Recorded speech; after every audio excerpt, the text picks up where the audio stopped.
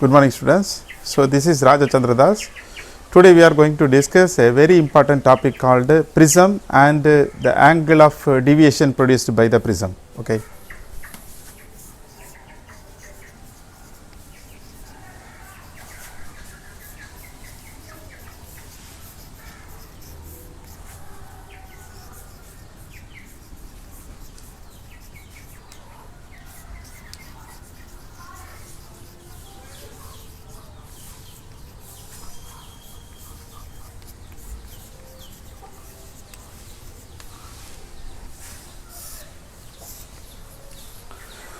So for better understanding, let us start with the definition of the prism. Okay. A prism is a three-dimensional block first of all, and it has a identical opposite phases and are parallel to each other, and the third one is all its surfaces are flat. So it is the definition for the prism. Okay. So first of all, the prism, so it is a three-dimensional block. First, it is a three-dimensional block. So the second one is its opposite faces.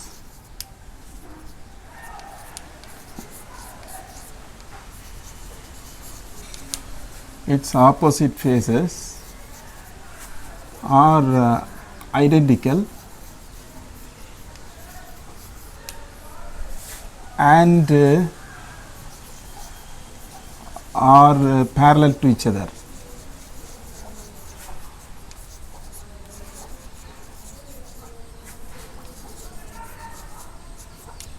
Second one, and third one is all its surfaces are flat.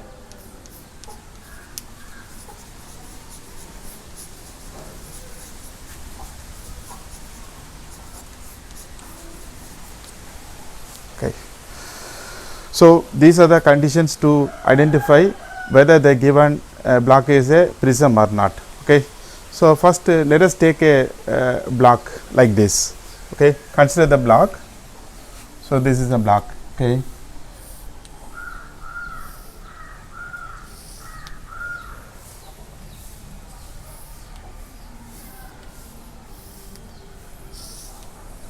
Okay.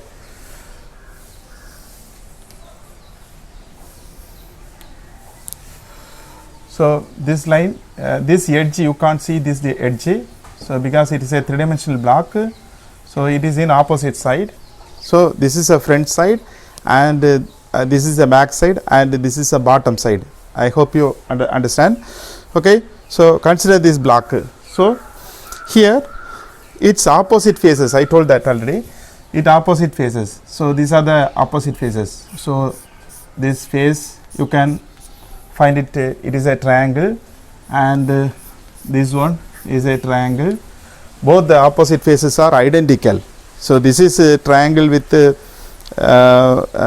suppose you consider this as a triangle with the side 5 5 5.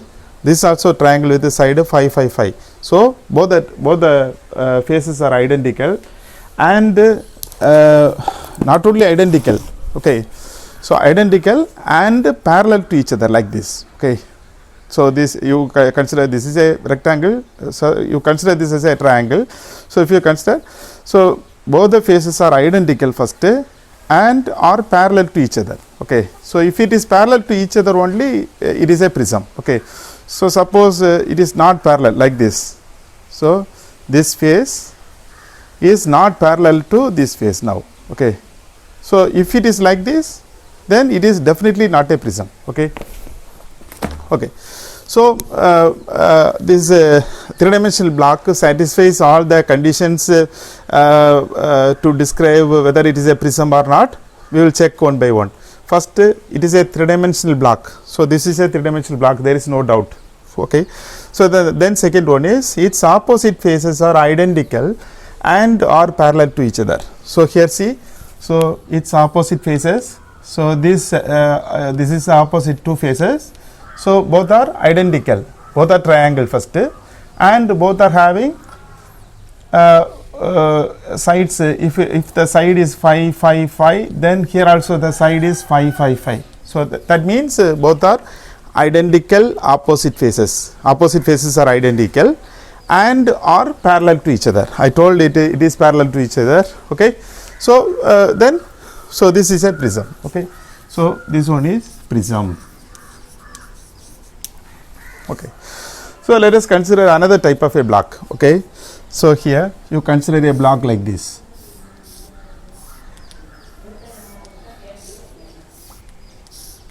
Okay.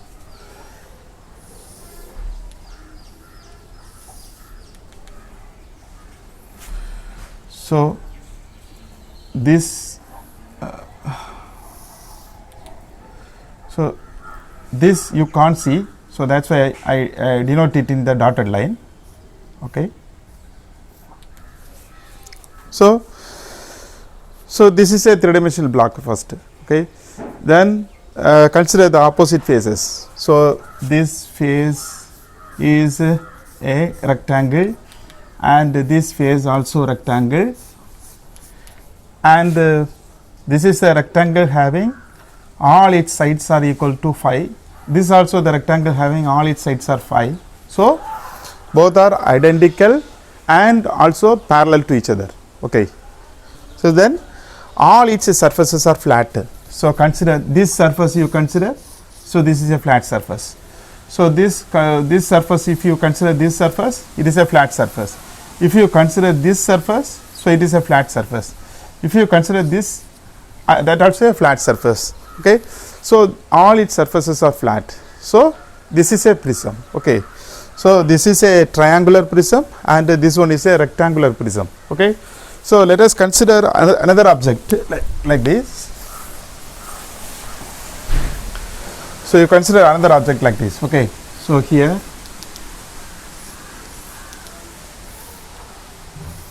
okay.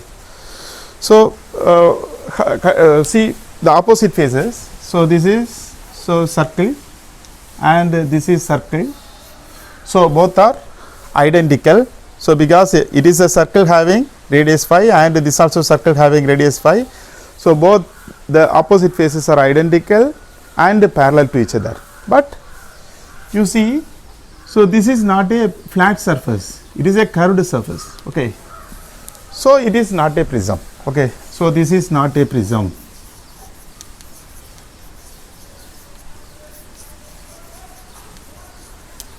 Okay. So another one is there. So you consider that. So both are identical opposite faces.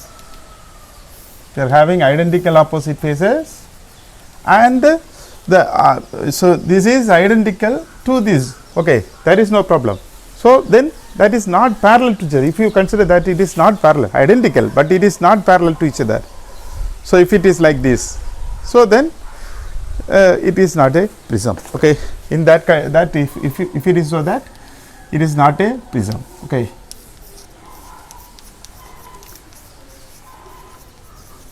Okay. So these are all the for understanding what is a prism. I wrote these things all. Okay. So then we move on to the next. So let us consider the triangular prism. Okay. So this is a triangular prism. Okay. Triangular prism. Consider it is the three-dimensional, and you can't see this portion. So that's why it is made in dotted lines, and so it is having opposite faces are identical. Opposite faces are identical and are parallel to each other. Okay. Then all its surfaces are flat. Second one. Then it is a three-dimensional block. Okay. So all the three conditions satisfies, we know that it is a prism. So definitely it is a prism. So it is a triangular prism. Okay. So then in a triangular prism, so two surfaces are polished. Okay. So this surface and the opposite surface are polished. So those are called as a refracting faces of the prism, and another one is a rough surface. So the bottom surface, it is rough, So this bottom surface is rough. So then, so that is a base of the prism. So then the angle between the two refracting faces. So angle between the two refracting faces. So this is the angle between the two refracting faces. So that is called as angle of the prism. Okay, angle of the prism. So this is all about that triangular prism. Okay. So for to find out the angle of deviation produced by the prism, so you consider the prism is located. So like this, it is located. So it's this is A, B, C. Okay. You consider that the AB and AC are refracting faces. Okay. So BC is the base of the prism. BC, so that is base of the prism. Okay. So now consider the light ray PQ. So it is made to fall on one of its refracting faces AB. Okay. So this is, so one of its refracting faces AB. The light ray is made to fall on one of its refracting faces AB, like this. Okay. So this is the PQ. The light ray is PQ. So it is made to fall on one of its refracting faces AB at the point Q. Okay. So we know that the refracting rule. Okay. So if the light ray passes from the rarer medium to denser medium, what happens? The light is deviated towards the normal. Okay. So for that we have to draw the normal first one at the point of incidence. So this is the point of incidence. So I have to draw a normal to this surface. Okay. So normal to this surface. So I am drawing the normal to this surface like this. Okay. This is the normal. Okay. Normal. So the light ray after fall on the surface, we know that so it is rarer medium. So here air is there, rarer. So this is glass. So denser. So rarer to denser, what happened? The light deviated towards the normal. So the light ray, it is deviated towards the normal. Okay. So we know the angle between the normal and the incident ray. So this is angle of incidence I1, and so this is the angle of refraction. So that is R1. Okay. So now you see the light ray now travels into the prism and reaches the point R. So this is a point R. Here, so you consider what is happening here. The light ray goes from denser medium to rarer medium. Okay. So what is the point of incidence? So here at the face AC, the point of incidence should be the R. Well, at this point you have to draw the normal perpendicular to that side AC. So draw a normal. Okay, I am drawing the normal like this. Okay. So what happened? So denser to rarer medium, what happened? The light deviated away from the normal. Okay. So it deviated away from the normal. So this is the angle of incidence R2, and this is the angle of emergence, so I2. So if there is no change of medium, okay, so the light ray, we know that the light ray goes in the straight line like this it will go. Okay. To this change of medium, the light ray is refracted like this, and it is refracted. Two refraction takes place. Here the first deviation takes place here D1, and here the second deviation takes place here. This is D2, and the total deviation is, so this is a total deviation. Okay. So total deviation takes place here. Okay. So we are going to find the angle of deviation produced by the prism. Okay. So what is the angle of deviation? The total deviation produced, D is equal to so that d1 plus d2. Okay, so we can write this as a d also. Okay, so total deviation produced d is equal to d1 plus d2. Okay, so let us find that the d1 and the d2, and if we add both the values, we will get the total deviation produced by the prism. Okay, so what is d1? So here I think, so this is the opposite sides. Okay, you see that what is opposite to I1? So this line goes like this. So this line goes like this. Okay, so this angle I1 should be equal to angle D1 plus R1. Okay, right? So opposite angles. Okay, so I1 is equal to D1 plus R1. So from here we can find that D1 is equal to I1 minus R1. So this we take as 1. So this angle is D1, D2. So then this angle is D2. Okay, this is opposite to this. So this angle is D2. So this is angle I2. The I2 should be equal to D2 plus R1. Okay, so I2 is equal to D2 plus R2. So from here we can find the D2 is equal to I2 minus R2. Okay, this you take as 2. So if you extend the 2 normal, okay, so if you extend the 2 normal, okay, I am extending the normal, this extending the normal, it reaches a point. Okay, so here we know that this angle is 90 degree. Okay, so this is normal, so that's why this angle is 90 degree, and so this is also normal, that's why this angle is 90 degree, and we know that the total angle covered by the should be equal to 360. So this two angle 90 90, so that's why 180, and then this angle and this angle should be equal to 180. Okay, the angle A plus angle that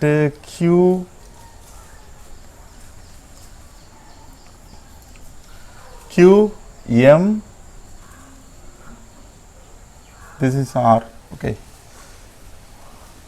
okay, so the angle QMR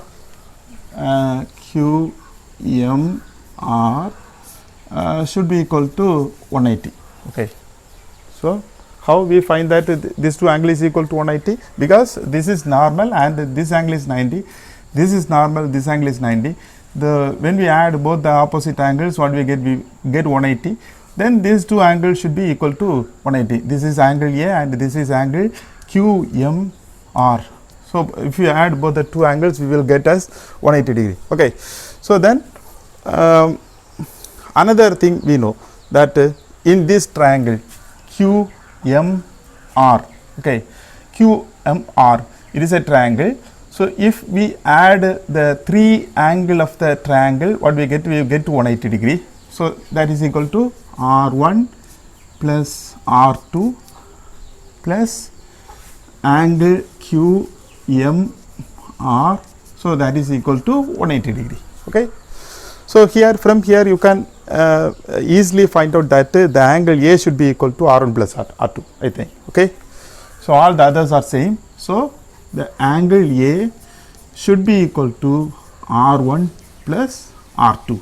Okay. This you take as 3. Okay. So then from here we can find that the total angle, the total deviation produced by the prism. So D. Okay. So what is D? So that D is equal to D1 plus D2. So that is equal to, what is D1? D1 is equal to I1 minus R1. Then D2 is equal to I2 minus R2.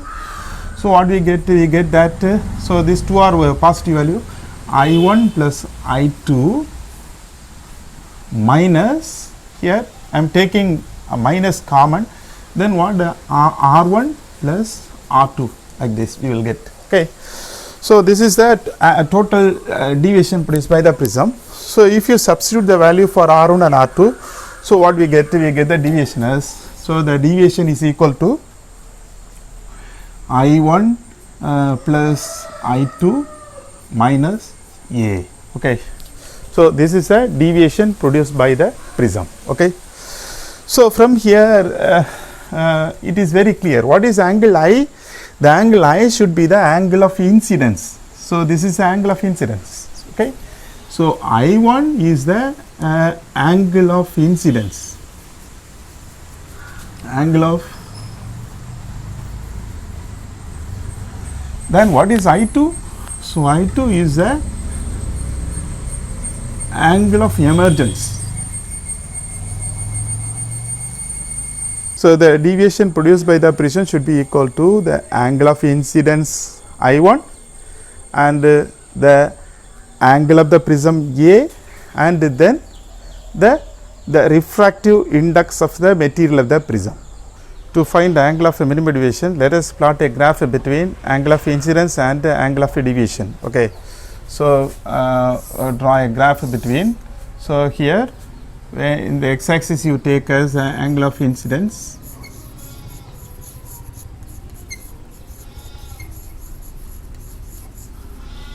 in the y axis you take a angle of deviation.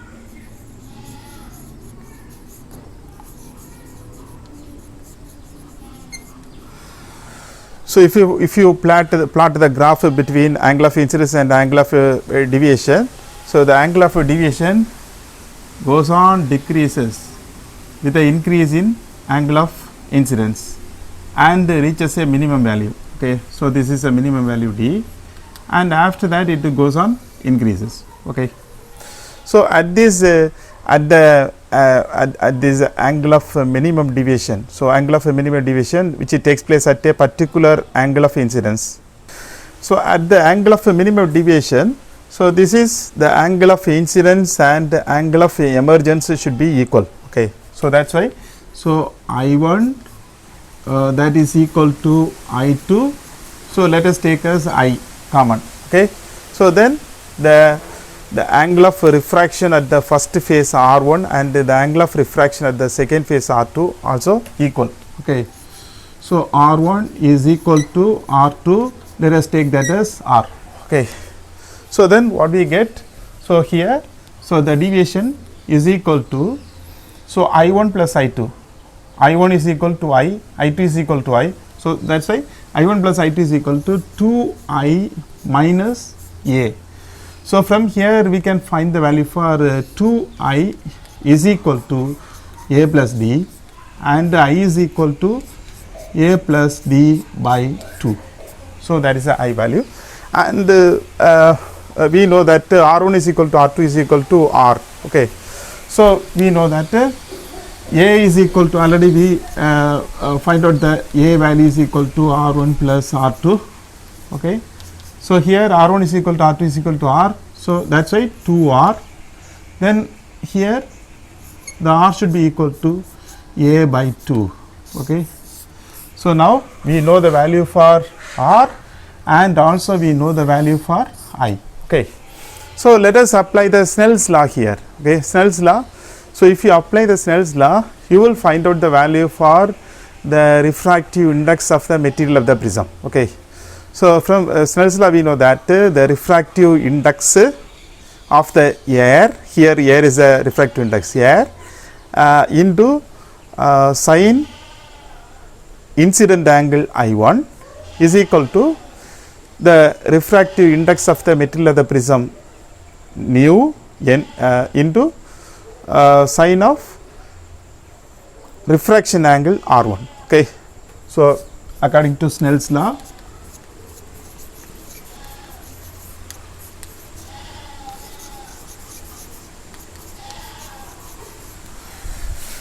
okay, refractive index here air, what is the refractive index of air? Air refractive index equal to 1 into sine of incident angle I1. So, we can take that as I and the refractive index of the material of the prism into sine R. From here we can find the refractive index of the material of the prism, n is equal to sine I by sine R. We know the values for I and R, substitute the values, we get sin a plus d by 2 by sin a by 2. Okay. So, this is the refractive index of the material of the prism. Okay. So, from here our discussion will be over. So, thank you.